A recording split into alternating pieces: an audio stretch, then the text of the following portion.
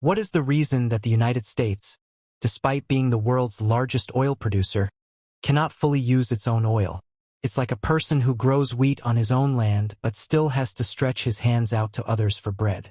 In the world we live in, what appears to be reality is often the complete opposite. Every year, millions of containers leave China for the United States. But why are many of them left abandoned like scrap? And in the middle of all this, how and why does Iran smuggle Boeing 777s? Welcome back once again to the Dark CERM.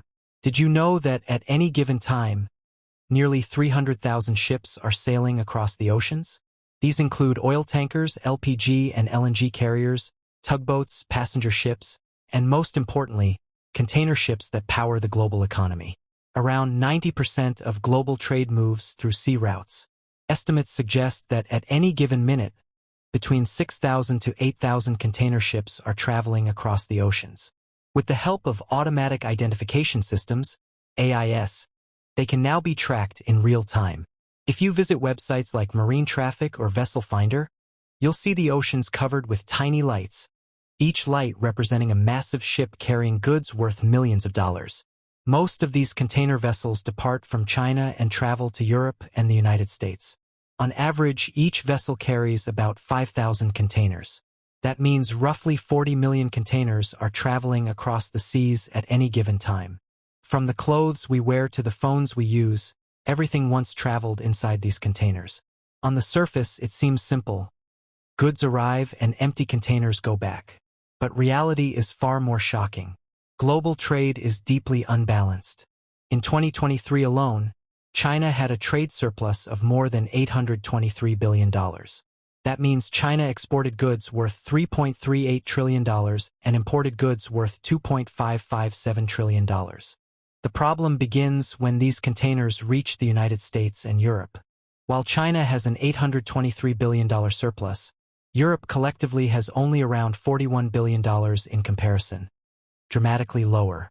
When containers arrive in the United States, the imbalance becomes extreme. The U.S. is the world's largest consumer economy. It imports far more than it exports. This means containers arrive full, but there aren't enough goods to send back. Only about 40% of containers leaving U.S. ports return filled. So what happens to the remaining 60%? You might think they return empty, but that's not always the case. Many sit abandoned in yards across America. Why? Because sending an empty container back to China costs around $3,000. Not only that, it occupies valuable ship space that could otherwise carry a loaded container worth hundreds of thousands of dollars. For China, there's no need to buy back a used container for $3,000 when they can manufacture a brand new one for about $2,000. Every year, around 2.5 million new containers are produced globally. So what happens to the unused containers in the US and Europe? Many are sold for cheap storage. Some are converted into homes, offices, and shops. And when nothing else works, they're melted down for steel. Each container contains roughly 2 tons of steel. Next time you pass by a port and see stacks of steel containers piled high, remember, it's not just scrap. It's the story of a deeply imbalanced global economy. Now let's return to the big question. If the United States is the world's largest oil producer, ahead of Saudi Arabia and Russia, why does it still import oil?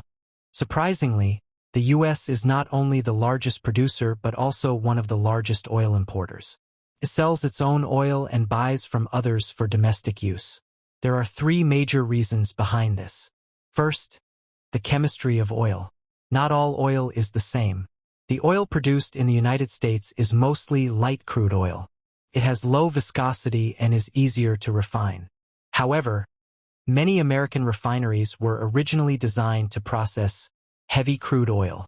These refineries were built when the U.S. imported heavy oil from countries like Mexico and Venezuela. To fully switch and refine domestic light crude would require major technological upgrades, costing over $200 billion. Instead of spending that money, the U.S. exports its light crude at higher prices and imports heavier crude at lower prices that fits its existing refineries. But oil chemistry isn't the only reason. The second reason is logistics.